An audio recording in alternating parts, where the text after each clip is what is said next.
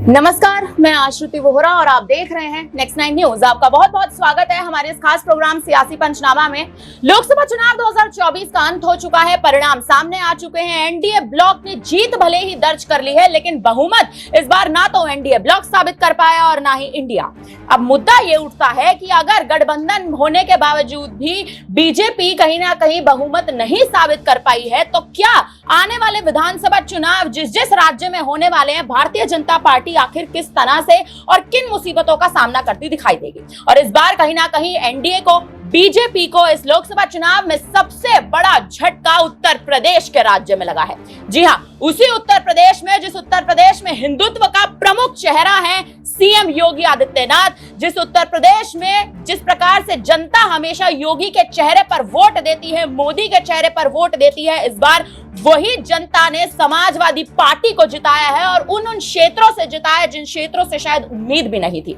लेकिन इसी उत्तर प्रदेश में एक नेता, एक पार्टी, जिस पार्टी ने सबसे ज्यादा चर्चा बटोरी, सबसे ज्यादा सुर्खियां बटोरी और जिस राजनेता ने पहली बार इस चुनावी मैदान में अपना कदम रखा, वो है चंद्रशेखर आजाद। वही चंद्रशेखर आजाद जिन्होंने इस बार पहली बार लोकसभा चुनाव लड़ा और नगीना सीट से बहुमत से जीत हासिल कर ली। जब से उन्होंने जीत हासिल की है, उसके बाद से ही तमाम पार्टियों के रुख जो है वो बदल गए हैं। मायावती का रुख बदल गया है। इसी मुद्दे पर बात करेंगे, इसी मुद्दे पर हम बात करेंगे अपने तमाम सहयोगियों से। अपने न्यूज रूम में हमारे साथ अमन सर मौजूद हैं। सर, मेरा पहला सवाल आपसे ये रहेगा, जिस प्रकार से आप देखिए इस लोकसभा चुनाव में कहीं ना कहीं आजाद की जीत की देखिए उम्मीद नहीं लगाई जा रही थी, लेकिन उनकी जीत होना और मायावती का उसके बाद उनके प्रति रुख बदलना, किस हिसाब से देखते हैं आप? देखिए, जाहिर सी बात है कि जब नगीना सीट के ऊपर एक तरीके से कहा जाए कि इंडिया गठबंधन को लेकर ऐसा लगा कि वो आज़ाद को उतारेंगे, लेकिन आज़ाद के साथ में पूरे का पूरा खेल होता हुआ नजर आया कि उनको इंडिया गठबंधन जगह नहीं दी। उसके बाद आज़ाद जो है अपनी पार्टी यानी कि अपने दम पर उतरते हुए नजर आते हैं। उस समय शायद किसी ने सोचा भी होगा कि आज़ाद यहाँ से जीत भी सकते हैं और जीतेंगे भी, तो 1.5 लाख के बड़े अंतर से शायद किसी को पता भी नहीं था, क्योंकि खुद पीएम मोदी की जीत इस बार 1.25 लाख के आसपास हुई है। ऐसे में 1.5 लाख की जीत बहुत मायने रखती है आजाद के लिए और जाहिर बात है कि यहाँ से उनकी राजनीति को नई दिशा मिलती हुई नजर आएगी। जो उत्तर प्रदेश में अब तक कहीं ना कहीं अपना वजूद तलाशने का प्रयास कर रहे थे, अपनी जगह बनाने की कोशिश कर रहे थे, उसमें अब वो मुझे लगता है कामयाब होते हुए नजर आएंगे। अब रही बात इसकी कि क्या आने वाले दिनों में वो इंडिया गठबंधन में रहेंगे या एनडीए में जा सकते हैं, इसके को लेकर भी लगातार जो है चर्चाएं चल रही हैं। क्योंकि देखिए, राजनीति ऐसी चीज है कि कभी भी आप किसी के पाले में जा सकते हैं, कभी भी पाला छोड़कर कहीं और जा सकते हैं। ढेरों एग्जाम्पल ऐसे हैं जहां पर आप देखते हैं कि बारंबार ऐसा होता आया है कि राजनीतिक दुश्मनी भुलाकर फिर लोग एक हो जाते हैं। तो ऐसे में अब आजाद की भूमिका क्या रहेगी, क्योंकि अगर उनको सत्ता में जाना है, सत्ता में रहना है, तो हो सकता है कि एनडीए का दामन थामे, लेकिन उन्होंने कहा है कि मैं संविधान बचाने की लड़ाई में आगे बढ़ता रहूंगा। इसीलिए शायद वो कह सकते हैं एनडीए की तरफ ना जाएं, बल्कि अपनी अलग राजनीति करते हुए दिखाई पड़े। क्योंकि यहाँ पर अगर वो एनडीए में शामिल भी होते हैं तो कोई बहुत तवज्जो उनको नहीं मिलेगी। बिल्कुल जिस तरह देखा गया कि जयंत चौधरी ने भी उनसे कई बार प्रयास किया कि एनडीए में वो आ जाए, लेकिन उस समय भी उन्होंने कहा कि नहीं, मैं अलग विचारधारा से कह सकते हैं चुनाव में जाऊंगा। और जाहिर बात है कि उनकी विचारधारा को लोगों ने सराहा और 1.5 लाख के आसपास मतों से उनको जीत दिलाई। 5 लाख से ज्यादा उनको मत मिले।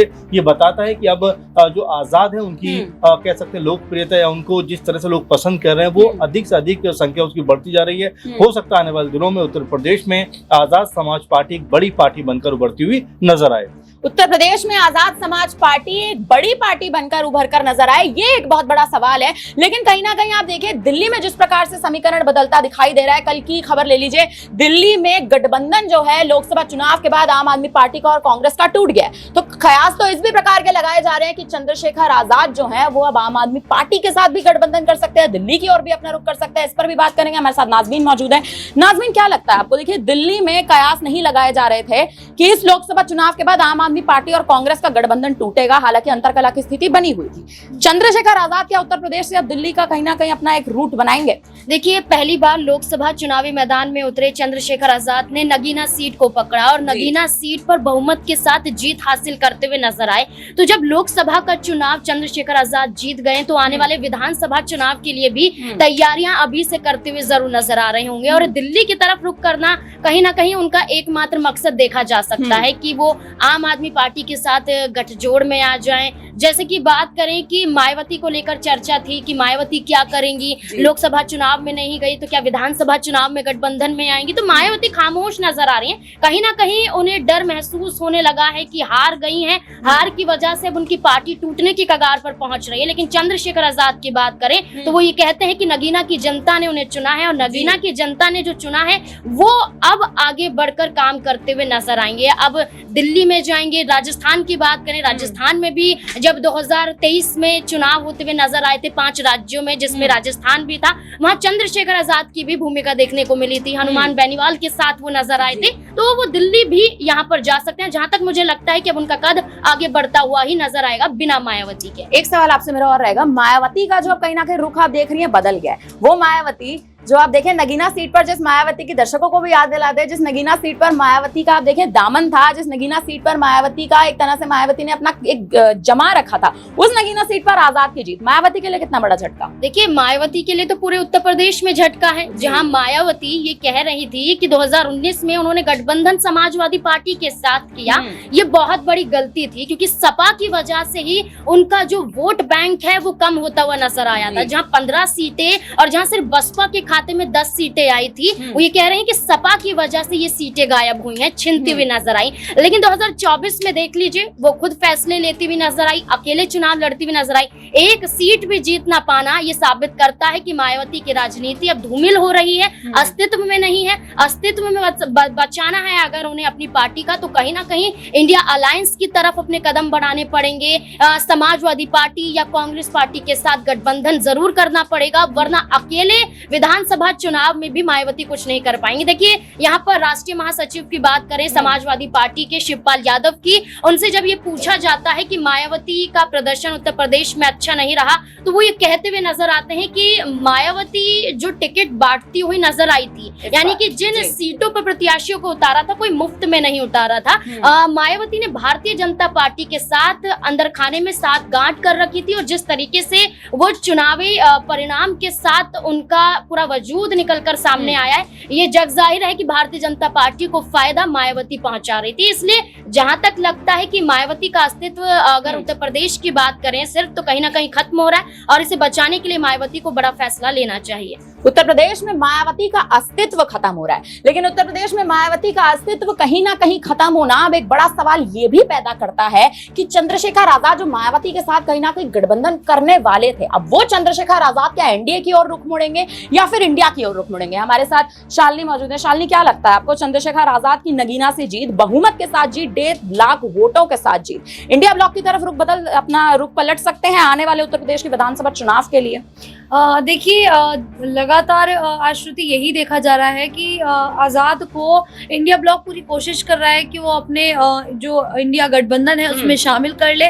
वहीं एनडीए भी कहीं ना कहीं ये चाह रहा है कि चंद्रशेखर आज़ाद को एनडीए में शामिल हो जाना चाहिए। हालांकि चंद्रशेखर आजाद की अभी तक इसको लेकर कोई प्रतिक्रिया सामने आई नहीं है। हाँ, बाकी वो दिल्ली में रहे, उन बैठक में शामिल हुए, ये भी कहा जा रहा है कि वो दिल्ली पहुंचे, तो ये लगातार कयास लगाए जा रहे हैं कि क्या वो इंडिया गठबंधन में शामिल हो सकते हैं या एनडीए में शामिल हो सकते हैं। बाकी अगर वो उत्तर प्रदेश में जिस तरीके से उभर कर सामने आए हैं, जनता ने उन्हें पसंद किया है, 1 लाख 1.5 लाख लगभग वोट उन्हें दिए हैं, तो ये बिल्कुल कहा जा सकता है कि चंद्रशेखर आजाद उत्तर प्रदेश में अगर किसी का साथ ना भी लें तो भी वो एक अपना जो वजूद है वो खड़ा कर सकते हैं, एक मुकाम पर पहुंच सकते हैं। हालांकि कुछ और भी ऐसे नेता हैं जो ये सोचते थे कि अगर वो अकेले मैदान में उतरेंगे तो वो अपनी एक अलग पहचान बनाते हुए दिखाई देंगे, लेकिन ऐसा हुआ नहीं। और यहाँ पर जो मैंने एग्जाम्पल दिया है, जो उदाहरण दिया है, वो पल्लवी पटेल का दिया है, क्योंकि पल्लवी पटेल ने ये सोचा था कि वो अखिलेश यादव से अलग होकर अगर अपनी दल पर काम करेंगी तो वो ज्यादा अच्छे परिणाम सामने ला सकती, लेकिन ऐसा हुआ नहीं। लेकिन जिस प्रकार से नगीना सीट से लोगों ने चंद्रशेखर आजाद को इतना प्यार दिया, इतना सम्मान दिया और इतने वोट पर उन्हें नगीना सीट जिता दी है, तो ये बिल्कुल कहा जाता है कि जो दलित समुदाय है वो चंद्रशेखर आजाद को पसंद कर रहा है और अकेले दम पर चंद्रशेखर आजाद अपनी पार्टी का नाम ऊंचाइयों पर ले जा सकते हैं। चंद्रशेखर आजाद इस बार अपनी पार्टी का एक जो कद है वो एक बड़े स्तर पर लेकर जा सकते हैं, लेकिन अभी अगर आप देखें तो उत्तर प्रदेश की राजनीति में बड़ी हलचल है और इस उत्तर प्रदेश की राजनीति को आखिर कैसे चंद्रशेखर आजाद संभालेंगे, अब ये दिलचस्प देखने वाली बात होगी। फिलहाल अब इस पर आपको क्या लगता है, आप हमें कमेंट करके अपनी राय जरूर दीजिएगा और ये भी जरूर बताइएगा कि क्या उत्तर प्रदेश के आने वाले 2027 के विधानसभा चुनाव में, वहीं दिल्ली के विधानसभा चुनाव में चंद्रशेखर आजाद आखिर गठबंधन करेंगे तो किस पार्टी के साथ करते दिखाई देंगे? क्या मायावती का रुख बदलेगा? क्या दलित वोटों को साधने के लिए वो मायावती की ओर अपना रुख मोड़ेंगे या फिर इंडिया गठबंधन की ओर? फिलहाल अब इस पर आपको क्या लगता है हमें कमेंट करके जरूर बताएं। बाकी तमाम बड़ी खबरों के लिए आप बने रहे हमारे साथ और देखते रहिए नेक्स्ट 9 न्यूज। धन्यवाद।